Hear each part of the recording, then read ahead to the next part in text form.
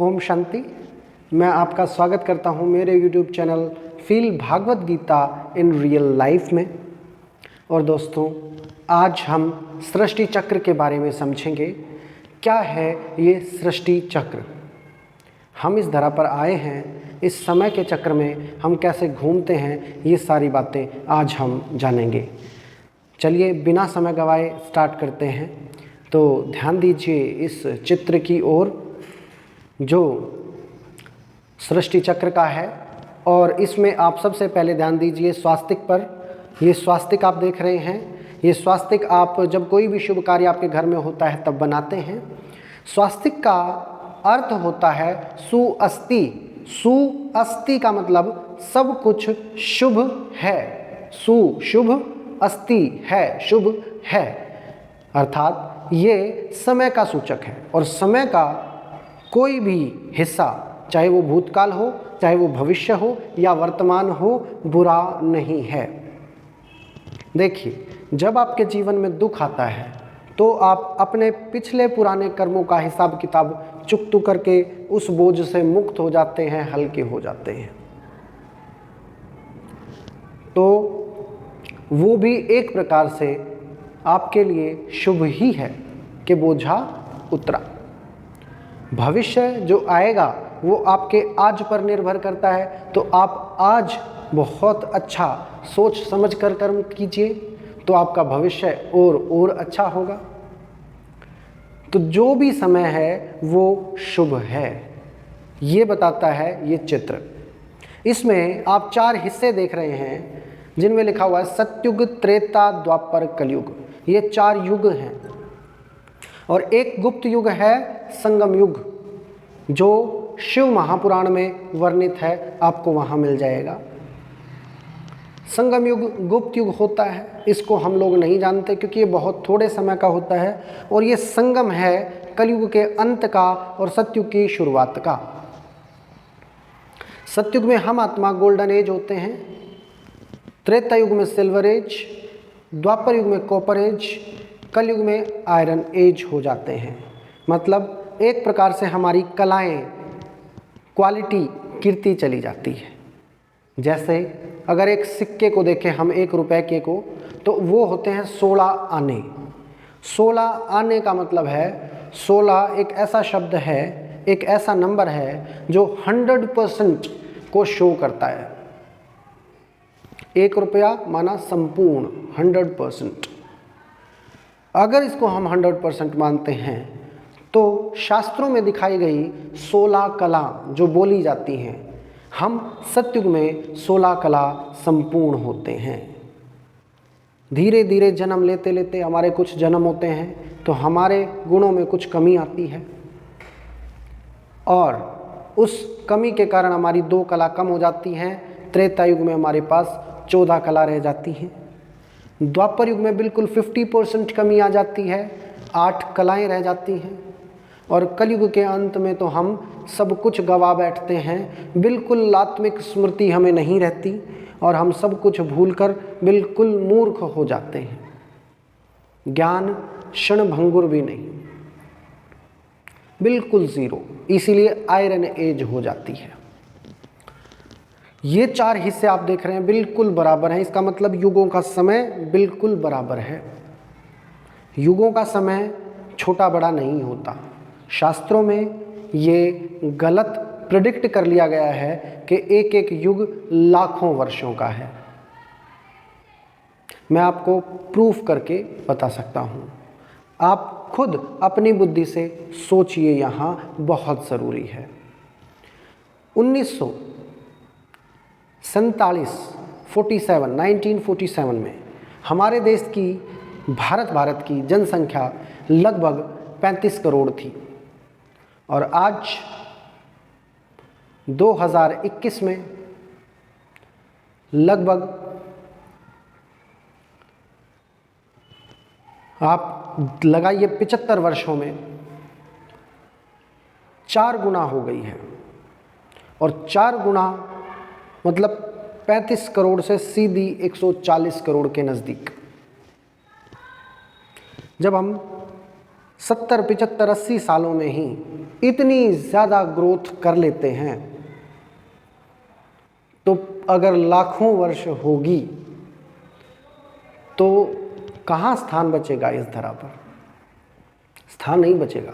मनुष्य एक दूसरे के ऊपर रहने लग जाएंगे, ऐसे तो इतनी वृद्धि हो जाएगी। तो लाखों वर्षों की बात नहीं है। और जब ये धरा पर बुराइयां आ जाती हैं तब ये जनसंख्या बढ़नी स्टार्ट होती है। आप छोटा सा अंदाज़ा लगाइए, जब से सिनेमा आया है, घर घर में टीवी आया है, मूवीज़ आई हैं, चलचित्र आए हैं, तब से जनसंख्या में बहुत बहुत ज़्यादा वृद्धि होने लगी है। उससे पहले ग्रोथ रेट बहुत कम थी, ना के बराबर थी। तो विकारों से ही हमारी दुनिया एकदम गिर जाती है। और जो गीता में वर्णित है भगवान के द्वारा कि जब जब धर्म की अति गलानी होगी तब तब मैं धरा पर आऊँगा, वो समय हम ले आते हैं बहुत जल्दी। उसमें लाखों वर्षों की बात नहीं है। चलिए फिर से चक्र पर आते हैं। ये जो दो हाफ देख रहे हैं आप राइट हैंड साइड, ये ब्रह्मा का दिन कहलाता है, ये ब्रह्मा की रात कहलाते हैं, क्योंकि इसमें सुख ही सुख होता है। कम मनुष्य होते हैं, प्रकृति बहुत सुंदर होती है, मनुष्य मनुष्य से प्रेम करता है क्योंकि कम जनसंख्या है। यहाँ ऐसा गाया जाता है कि अगर कोई मेहमान आ जाता तो वर्षों तक भी रुके तो भी दूसरे को परेशानी नहीं होती थी, क्योंकि खाने को बहुत इजीली मिलता था, सभी के पास बहुत बहुत ज़मीन थी, सब ज़मींदार थे, रहने खाने के लिए ज़मीन बहुत थी और लोग अच्छे थे, एक दूसरे को दुख नहीं देते थे, गुणी थे, इसलिए वो स्वर्ग कहलाती थी उस समय पर ये धरा। इन दोनों युगों को इस धरा पर जब ये समय होता है स्वर्ग कहा जाता है, और जब ये दो युग होते हैं तो यही धरा नर्क कहलाती है। नर्क और स्वर्ग कहीं ऊपर या नीचे नहीं है, जो कुछ है वो यही है। जब हम एक कर्म करते हैं और उसकी सज़ा हम यहीं पा सकते हैं, हमें यहाँ दर्द भी होता है, दुख भी होता है, तो हमें ऊपर जाने की ज़रूरत क्या है सज़ा खाने के लिए? यही स्टेज है और इसी पर हिसाब किताब चलता है और इसी पर ये समय का चक्र चलता है। ये चक्र समय का चक्र है। जब 2500 साल आदि सनातन देवी देवता धर्म के पवित्र धर्म के गुजर जाते हैं, बहुत सुंदर, तब इस धरा पर इब्राहिम इस्लाम धर्मवंश की स्थापना करते हैं। उनकी धर्म पुस्तक होती है कुरान, और दुनिया दो पुरों में बट जाती है। पहले एक ही धर्म था, आदि सनातन देवी देवता धर्म। अब मनुष्य देवता कहलाने लायक नहीं रहता और वो लड़ाई झगड़े करता है और दुनिया दो पुरों में बट जाती है। तब से द्वापर युग शुरू हो जाता है, कॉपर एज शुरू हो जाती है।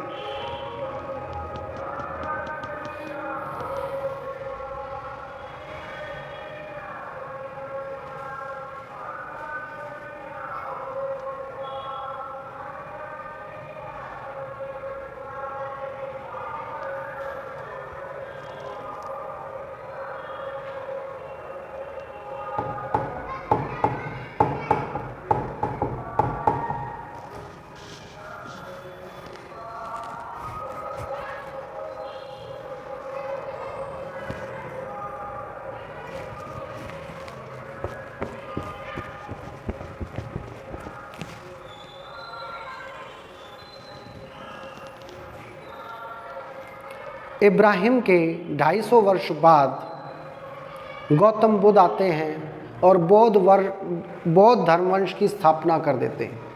उनकी धर्म पुस्तक धम्मपद कहलाती है। और उनके बिल्कुल सही 250 वर्ष बाद जीसस क्राइस्ट इस धरा पर आते हैं और क्रिश्चियन धर्म की स्थापना करते हैं। उनकी धर्म पुस्तक बाइबल कहलाती है।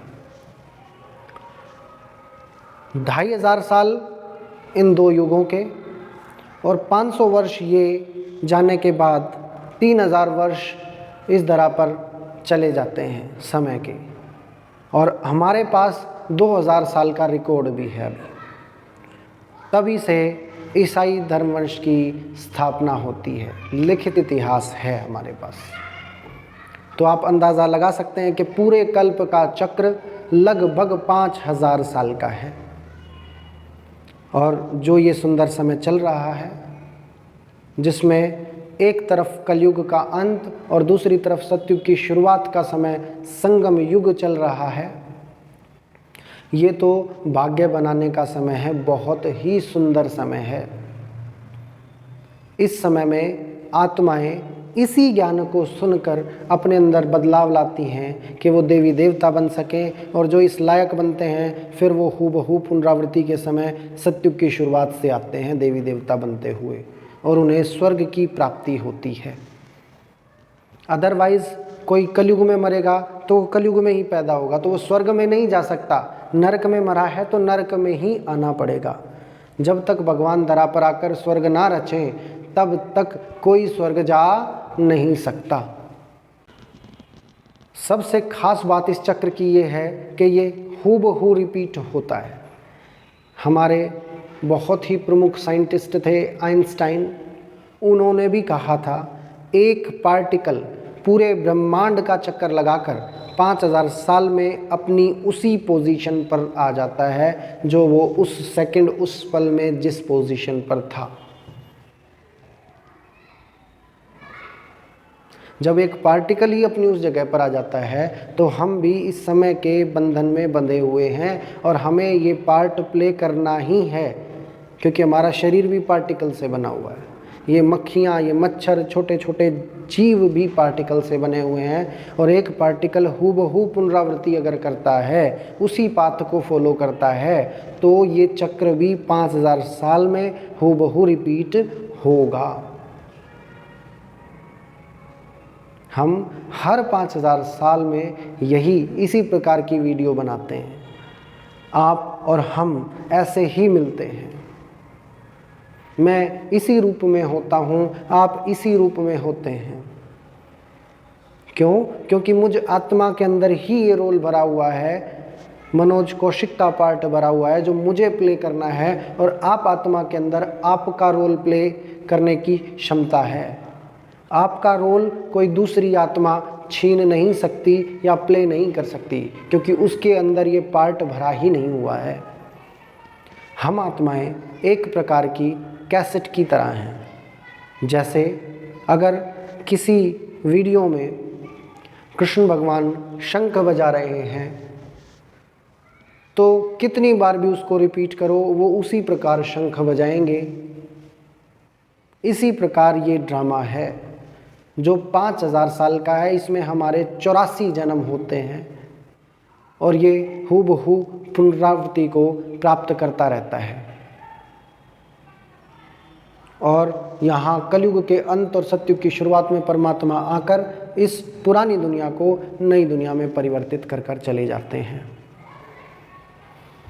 एक बार जन बढ़ता है, एक बार वन बढ़ता है। अब जन बढ़ा हुआ है, वन घट गया है।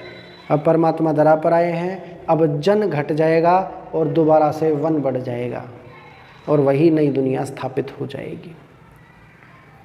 आपने शिव की बारात का नाम सुना होगा। जब शिव धरा पर आते हैं तो जब वो वापस अपने धाम जाते हैं तो भूत प्रेत सबको ले जाते हैं। सुना है?